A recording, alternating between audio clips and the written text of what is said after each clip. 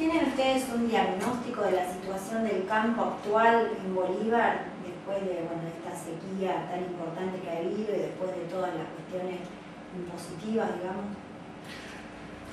Bueno, el diagnóstico es bastante sencillo.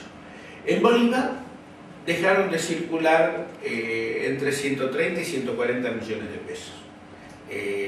Las condiciones de siembra de la gruesa fueron que originaron un promedio de recolección que oscila en la soja en 1.500 kilos, ¿verdad? De 2.700 nos vinimos a 1.700, 1.500 entre primera y segunda de 600 kilos hubo en pila, ¿verdad?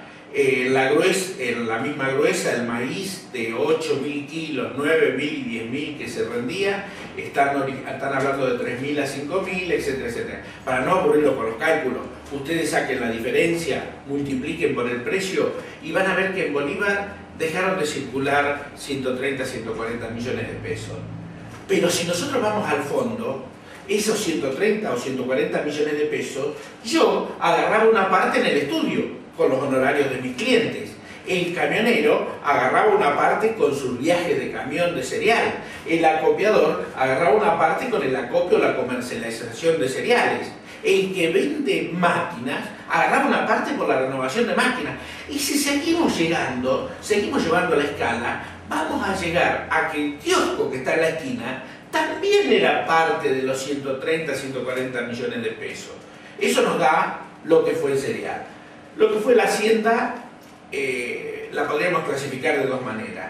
Hay un martilleo permanente del gobierno para aplacar el sector con la política más retrógrada, cerrando las exportaciones de carne y pensando que eso le va a dar más carnes al argentino. Desconoce que las partes más importantes que se exportan no son las que consume el argentino. Y que no es correcto que en Puerto Madero se pueda comer un lomo muy barato, ¿verdad? Cuando no puede comer un asado los de la Villa 21, ¿verdad? Si el lomo tiene un valor porque se exporta o lo que sea, quien esté en Puerto Madero tendrá la capacidad económica y elegirá comerlo o no comerlo, ¿verdad? Pero el resto de la carne va a tener. Ese es el martilleo que el gobierno, yo creo que en definitiva se termina ya una lucha, porque ellos se pararon hasta de oligarca, olvidándose que hoy el productor agropecuario, o sea, no es más oligarca, es toda una cantidad de gente que está vinculada al agro y que está moviendo.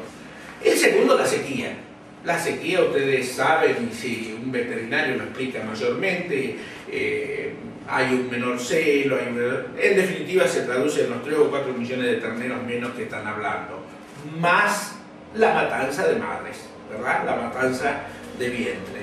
Entonces se dan cuenta de, yo no sé si se va a traducir en una importación de carne, yo creo que se va a traducir en una baja muy importante en el consumo de carne por cápita, por habitante, ¿verdad?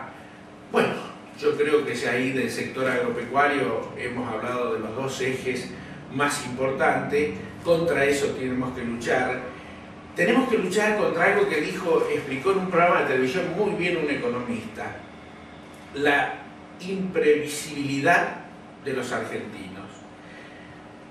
No hace dos décadas, yo creo que fue en los 90, la producción de cereales oscilaba a los 30 millones de toneladas por año.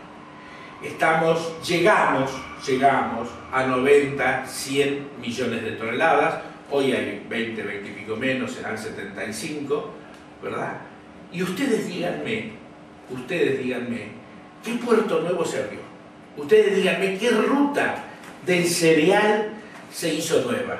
Ustedes díganme, ¿qué plantas de silo? ¿Qué tonelaje se tradujo en plantas de silo?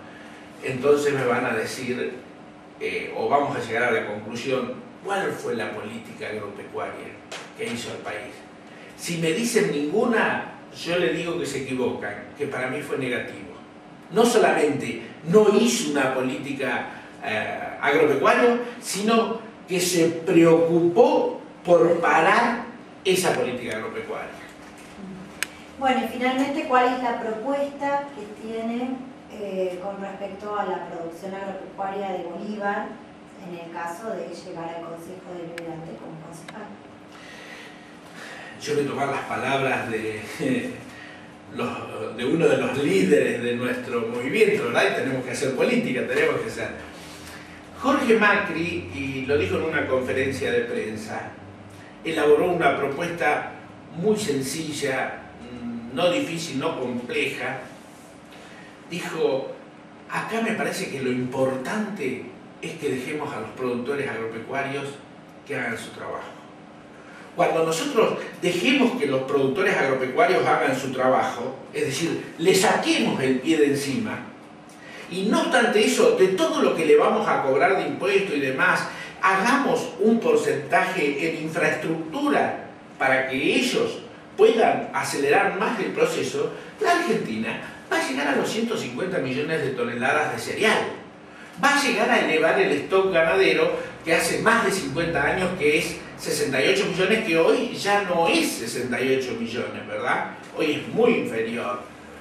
Cuando nosotros dejemos que todos ellos solos, porque realmente fueron solos que hicieron esa explosión en la Argentina, permanentemente sigan produciendo, solo la Argentina va a tener un eje sin olvidarse de los demás, porque tampoco podemos plantear la antítesis campos versus industria o campo versus ciudad. Esto se hace integrando todos los sectores. Eso es desde el punto de vista nacional y provincial. Desde el punto de vista municipal, convengamos que está más acotado, pero, por ejemplo, digamos que los caminos en nuestro partido debería ser un tema prioritario, ¿verdad?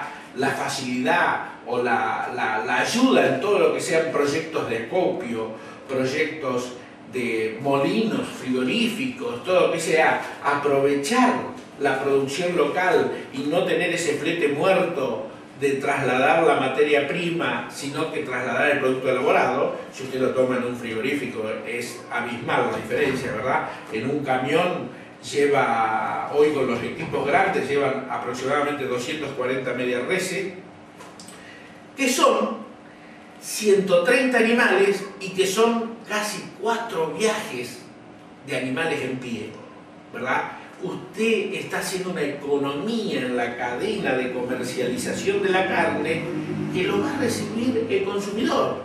Bueno, me parece que de eso se trata.